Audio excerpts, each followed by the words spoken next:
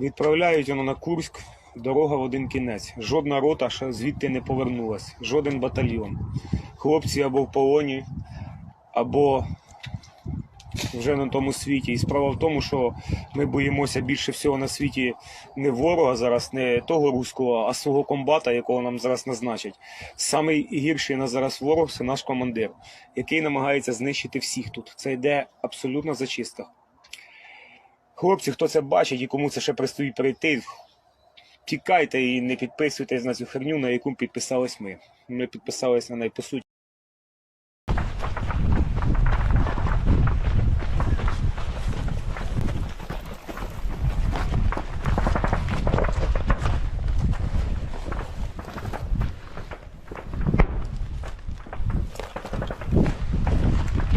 Almost 4 months after Ukrainian troops launched a lightning offensive into the Russian region of Kursk, text messages from soldiers fighting there paint a dismal picture of a battle they don't properly understand and fear that they might be losing.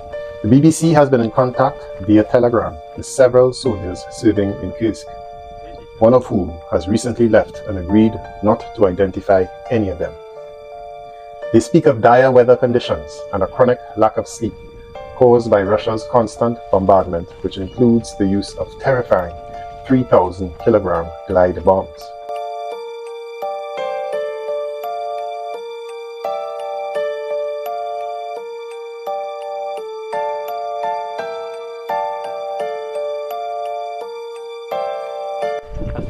The Kiev Independent also interviewed a Ukrainian serviceman by the name of Alexei from the 80th Assault Brigade.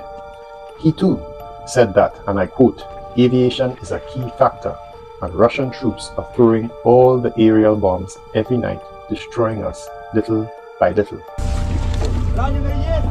We are also in retreat, with Russian forces gradually retaking territory. This trend will continue, Pavlo wrote on the 26th of November. It is only a matter of time. Pavlo spoke of immense fatigue, the lack of rotation, and the arrival of units made up largely of middle-aged men brought directly from other fronts with little or no time to rest in between. To hear soldiers complain about their commanding officers, orders and lack of equipment is hardly unusual, the BBC writes. It is what soldiers often do in difficult circumstances. Under immense pressure from the Russian enemy, and with winter setting in, it would be surprising to hear much optimism, noted the English outlet. But the messages that the BBC received are almost uniformly bleak, suggesting that motivation is a key problem. Some questioned whether one of the operation's initial goals, that is, to divert Russian soldiers from Ukraine's eastern front, had even worked. And in this regard, the interviews from the Kiev Independent paint an even gloomier picture.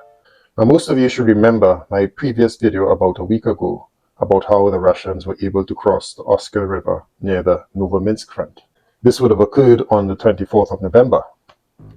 The Russians had managed to cross the river and capture positions of the Ukrainian armed forces in that area. In that area, however, the Oskil River is not very wide, about 50 meters across. Additionally, the river curves toward the bank occupied by Russian forces and features challenging terrain with high chalk cliffs.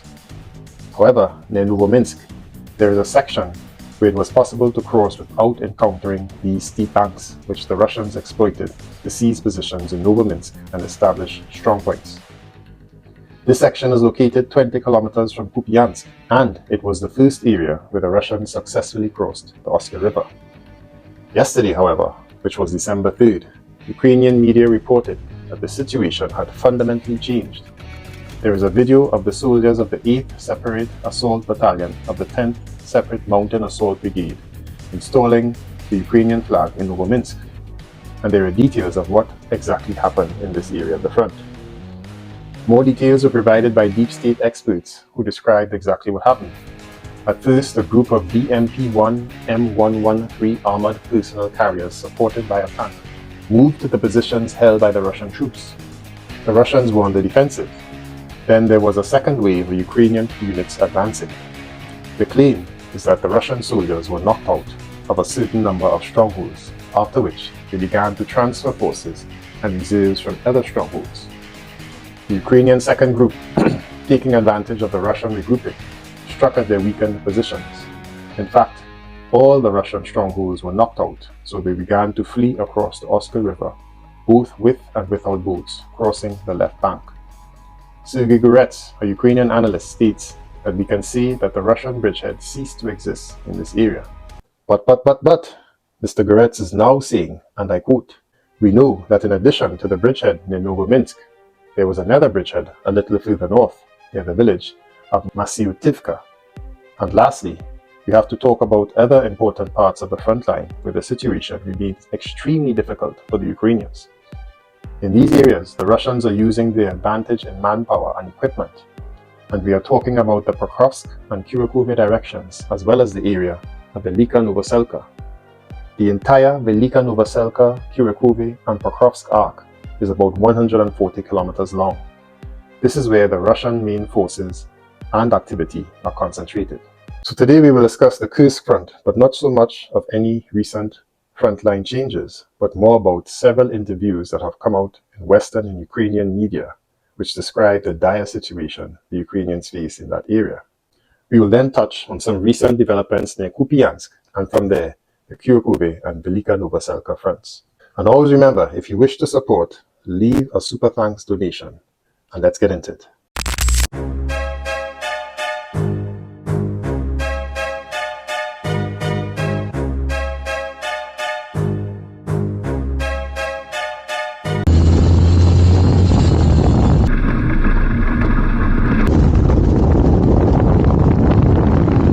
According to Pavlo, one of the Ukrainian soldiers stationed in Kursk, who spoke anonymously with the BBC, his units were given orders to hang on to this small sliver of Russian territory until a new US president with new policies arrives in the White House at the end of January. The main task facing us is to hold the maximum territory until Trump's inauguration and the start of negotiations, Pavlo said, in order to exchange it for something later, but no one knows what. CNN also did some interviews, and here's what they reported. "I have the impression that the Russians have unlimited people," said Alexander, a unit commander with the 225th Assault Battalion, describing the clash from a cafe in the Ukrainian city of Sumy 11 hours later. Alexander and two colleagues with whom he is sitting are hard of hearing from the constant Russian shelling.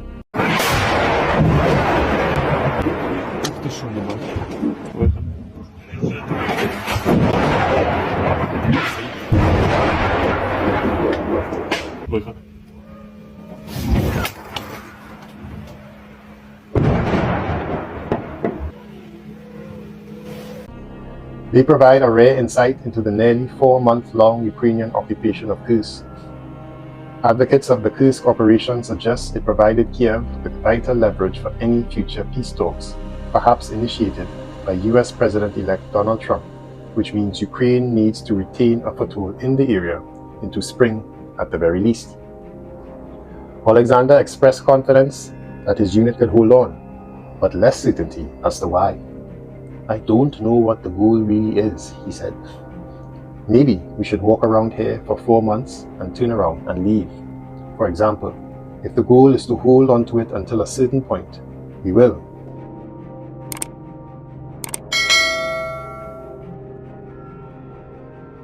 Then we have this report from RBC Ukraine, which suggests a different reason for holding on to the Kursk Bulge, despite their mounting losses and cratering morale. Russia wants to accelerate the fulfillment of tasks in the Kursk region. The 76th Airborne Assault Division has been redeployed there from Zaporizhia region, according to 3 informed sources who spoke to RBC Ukraine. According to the agency, the Russian counteroffensive in the Kursk region forced Moscow to make some adjustments to its plans for an offensive in the Zaporizhia region, but it did not abandon them.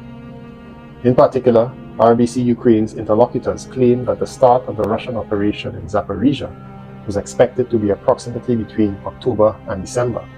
The sources RBC Ukraine spoke to believe that Russia may strike in the area of Kamyansky and Pyatikati in the Zaporizhia region to the north to get as close as possible to the city of Zaporizhia and get the opportunity to fire on the southern part of the regional center with cannon artillery.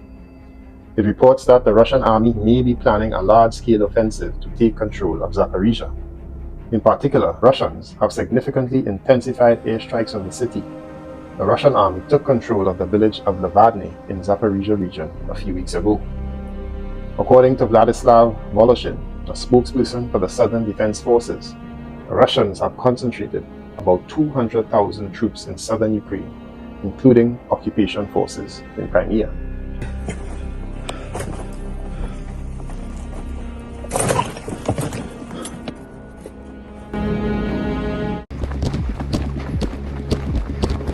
Slightly further to the south, in addition to the November 24th crossing that I reported on a week ago, the Russian troops also crossed the Oskil River on December 1st and tried to gain a foothold near Masyutivka. It is unclear from the report of the Ukrainian Armed Forces General Staff whether the Russians were driven out of this area. The Russian forces were trying to create a situation where Ukrainian troops would be forced to move additional forces to this area and create a threat to Kupyansk, and then, ideally, to advance along the right bank of the Oskil River towards Kupyansk. Sergei Gurets, a Ukrainian military expert and analyst, said that he hoped that the Russians will lose the desire to attack in this area of the front, although attacks on Kupyansk will continue. Currently, he estimates that about 37,000 Russian personnel are concentrated there, but this number, he says, is not enough for a city like Kupyansk. In Avdiivka, the Russians had to concentrate 3 armies, he said. In total, about 100 to 120,000 Russian soldiers were concentrated there to storm and capture Avdiivka. Now the Russian forces on the Kupyansk front are much smaller.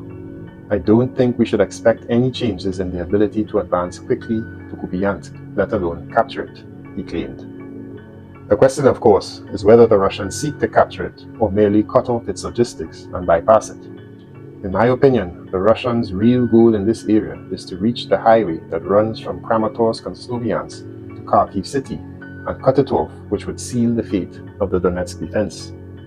Thus, settlements further south of Kupyansk, like Borova, which is quite close to the front line, is important, as if Ukraine loses it, it could strategically open access to the city of Izium, which sits on or near that highway. Nevertheless, the Russians' efforts still remain focused further south.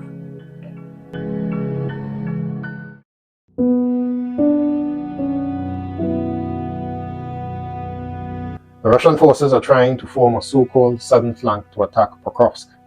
They managed to capture the village of Zhvote, which was an attempt to create a southern flank for the offensive on Kursk. At the same time, in the event of further advancement to the south, the Russian plans to bypass the Kurakhove direction by crossing logistic routes. Kurakhove is being attacked from several directions in the city itself. Fighting continues in the high-rise area, where some buildings have been changing hands for a week. The most dangerous area, in addition to frontal attacks on Kurakhove, is the Russian forces' attempts to gain a foothold and capture Stary Terni. There are also ongoing battles in the town itself.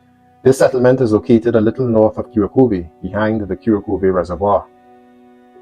If the Russians capture Stary Terni, the Russians plan to threaten Kurakhove from the north and west, as well as to block another logistics route leading to Kurakhove and further towards Zaporizhia. Fighting is currently ongoing in Stary Terni. Interestingly, the Russian Federation started to use less self-propelled artillery and focused instead on regular artillery. In general, the Russians started to use less UAS or unmanned aircraft systems in November compared to October. While in October, about 3,900 MRLS were used in a month, in November it was 3,200. That is, the pace and number of uses of these guided aerial bombs by the Russians dropped by about 20%. And since November 20th, their use has decreased even further. Ukrainian analysts hope that this is a positive sign. Perhaps either deteriorating weather conditions are hampering the Russians, or long-range strikes on storage bases are working. At this stage, however, all this is mere speculation.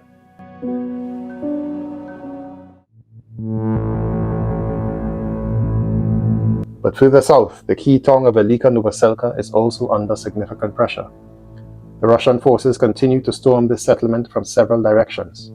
It is known that the Russians captured the village of Novi Koma, which is located on one of the 3 roads that supply Velika Novosilka. Before that, the Russians crossed the road near Rozdolny, which led to the supply line for Velika Novosilka. Now, another road has been seized near Novi Koma, which affects the logistics of supplying Velika Novosilka.